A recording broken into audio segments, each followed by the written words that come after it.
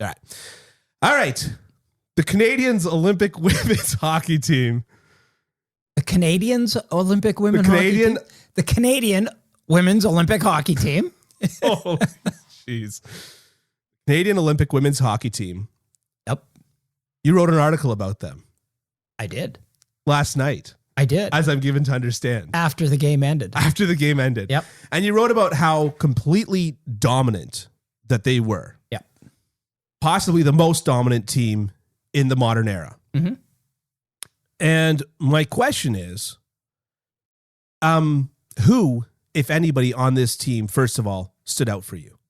Oh, wow. A lot of people stood out for me. This was a team that was everything the men's team wasn't.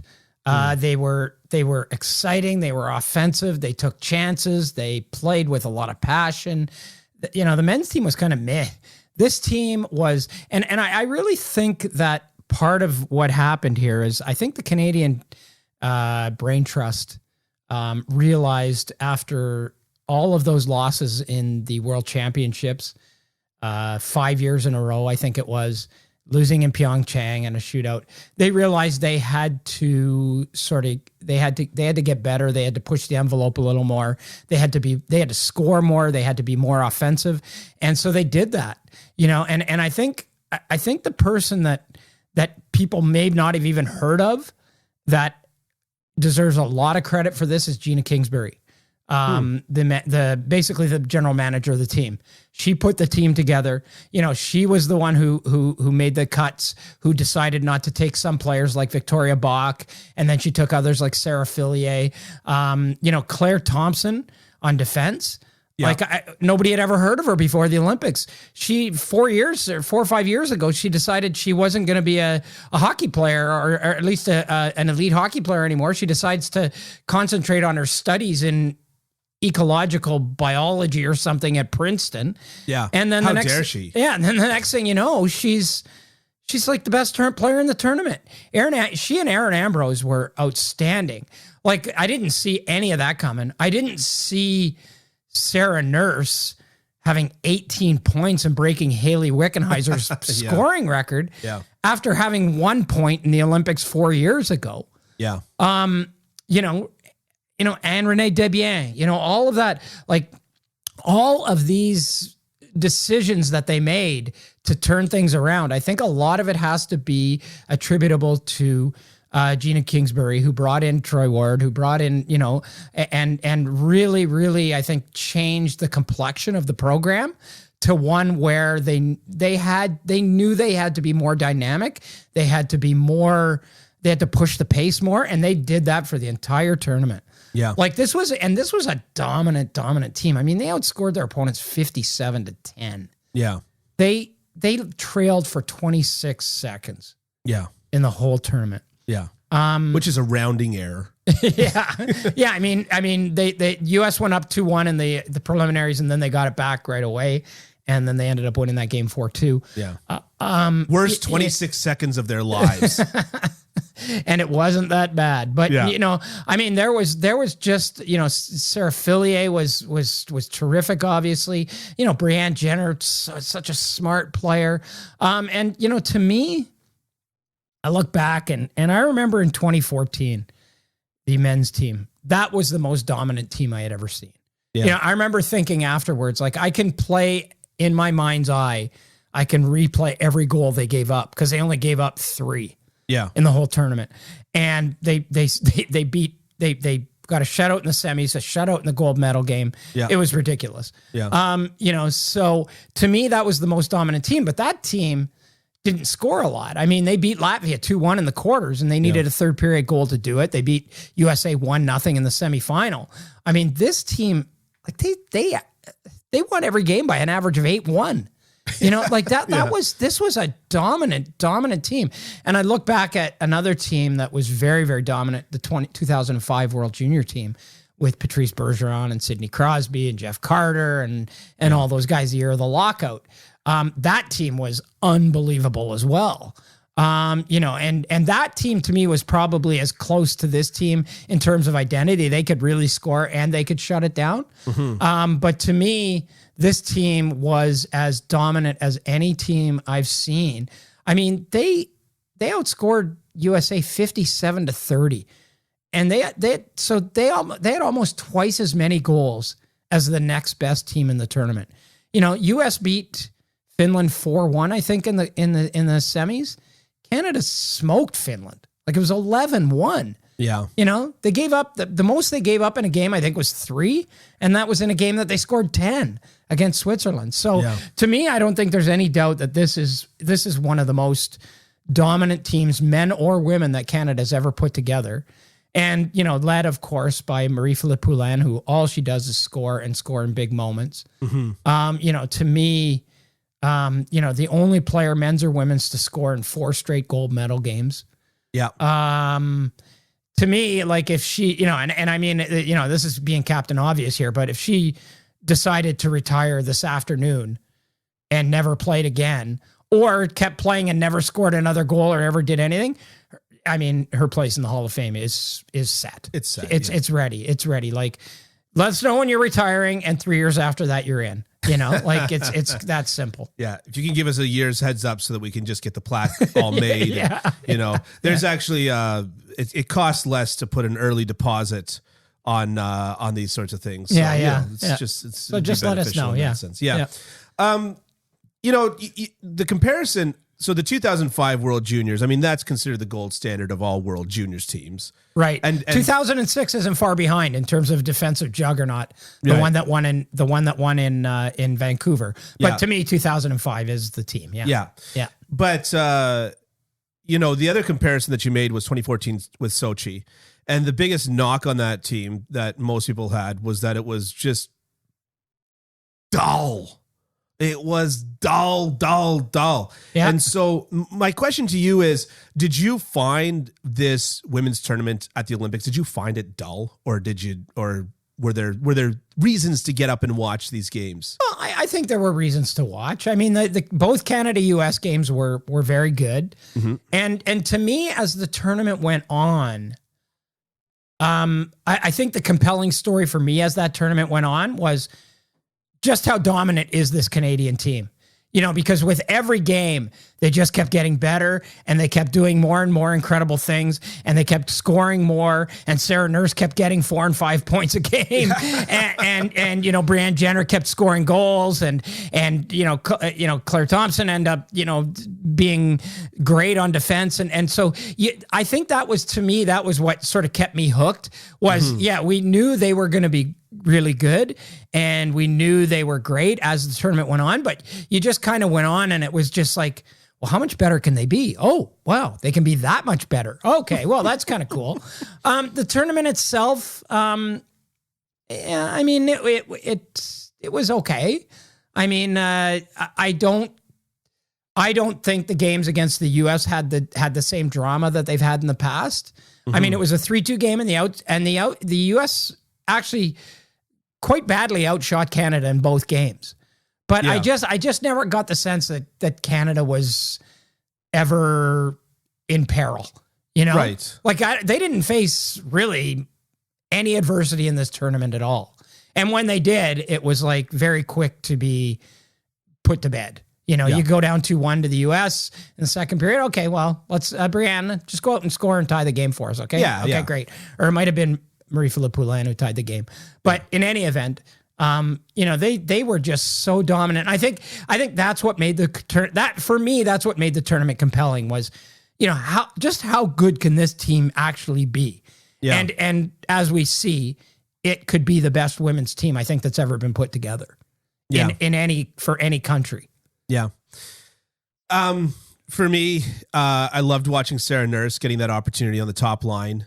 When Melody Daou got hurt. Exactly. Yeah. Okay, so now you made it sound ghoulish, what I just said. Okay.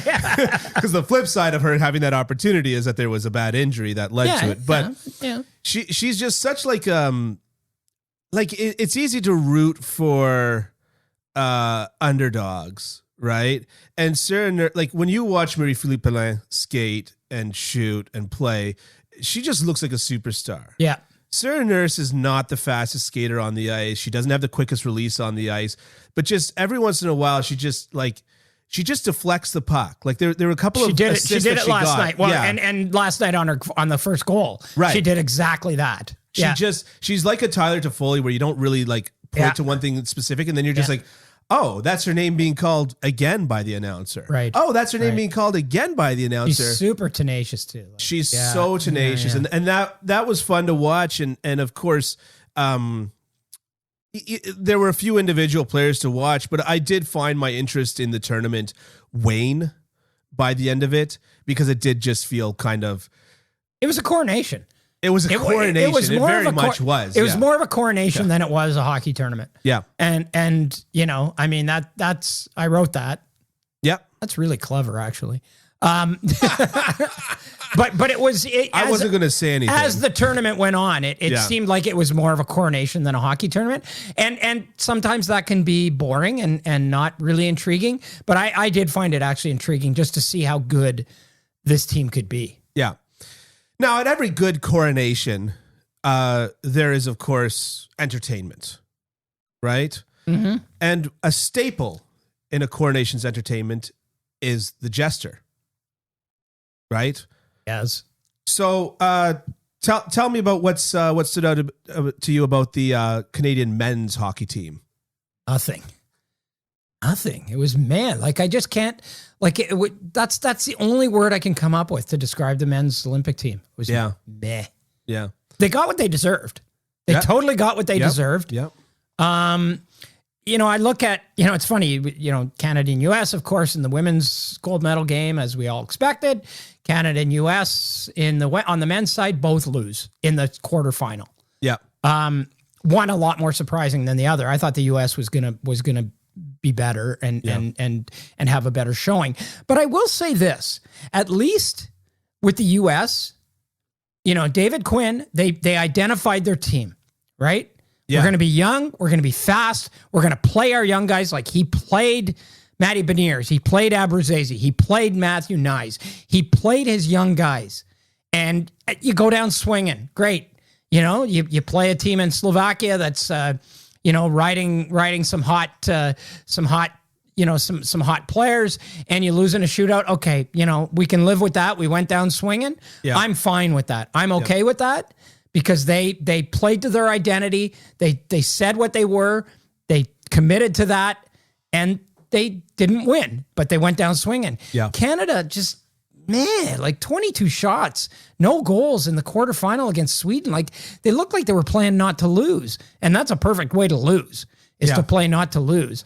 And to me, I mean, like, again, like, and it's easy to second guess, and it is easy to second guess. They made it easy to second guess, in my opinion. Right. But to me, like, you know, I mean, so if Kent Johnson's your best player and he's your best scorer, then put him out there all the time. Like, don't put him out there when it's 1-0 late in the quarterfinal game and go save our asses. You know what I mean? Like, it's like, play Mason McTavish, play Kent Johnson. You know, play those young guys. I mean, Owen Power played a lot. Yeah. But to me, it was like they just kept going back to Daniel Winnick and Eric Stahl and Jordan Wheel and David Darnay and like, come on. You know, to me, Caden Gooley would have been on that team. To me, again, I'm going to say it again, Connor Bedard would have been on that team. Yeah. Like, could they not have used him in that Sweden game? Yeah. Would he have not been good for one big time play? Yeah. He would have been. And so to me, I think Canada got exactly what they deserved. They had a bunch of guys over 30, and they had a couple of guys in their early 20s and teens, and they had very little in between. And I think that killed them. Goaltending also proved to be a bit of an issue for them. Yeah, for sure. For sure. And again, they went with two guys, one guy.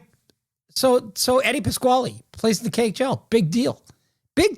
Yeah. The KHL is... And he's putting up middling numbers in the KHL. I was looking it up. He's got like a 9-11 or something. Yeah, like that. And the KHL is like somewhere between the East Coast League and the American Hockey League in terms of quality of play. That's all it is. Yeah.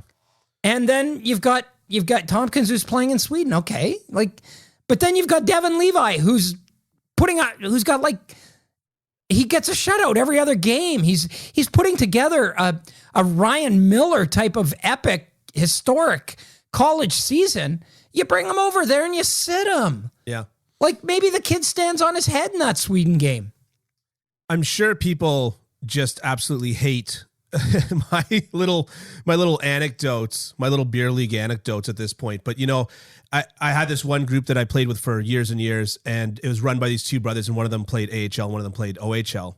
And they were both in their 40s, old fat guys, as so many of us are. And what for yourself, big fella. Yeah. Well, what happened was, well, you just walked over here. Yeah. So that's good. Yep. What happened is that oftentimes, because it was a decently high level of competition, we get kids come in from U Sports.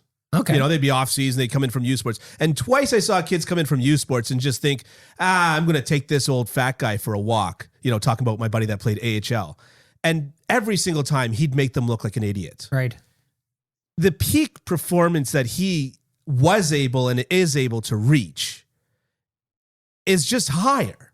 And so the point about the Eddie Pasquale thing and, going back to Devin Dubnyk or whatever, it's just, he's just never had that in his career. Eddie Pasquale has. He's played 3 NHL games, to your point. He's playing in the KHL for a reason. Right? Exactly. And so I'm just saying that, like, he's just never, in a situation like this where you can argue that intelligence would have a lot to do, if you're hoping that these guys, even though they're older, can still play, your hopes is that's based on intelligence. The players that play well into their old age, they don't do so because necessarily they're the best physical specimen. Yeah. They do so because they're smart, right? The old Jerome McGinley joke. You might have to wheel me to the net, but I'm going to score my goals once I get there, right? Mm-hmm. And so, or maybe not the best example. maybe not. But anyways, this is my point. And in terms of for the men's team, yeah, it's I like Claude Julien. I think he can be a good coach, but I think that he needs a certain team and a certain style to be a good coach. Yeah. And, this team, to your point, it didn't necessarily play to its strengths.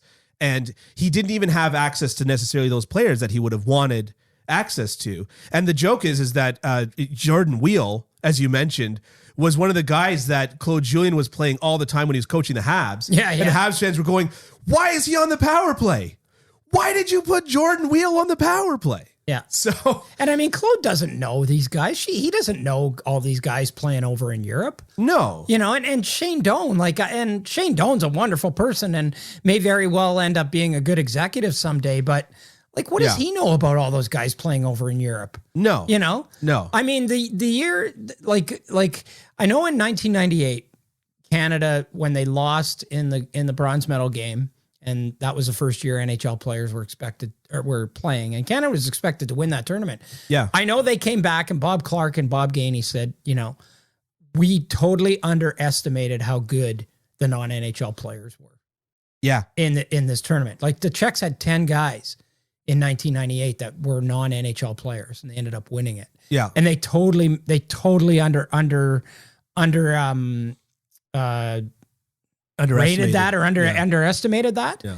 And I think, you needed somebody who was on the ground in Europe, really watching these players and watching the younger guys and the college guys to be able to, and I don't think Shane Doan was doing that necessarily. Yeah. Well, that's the old 1972 thing as well.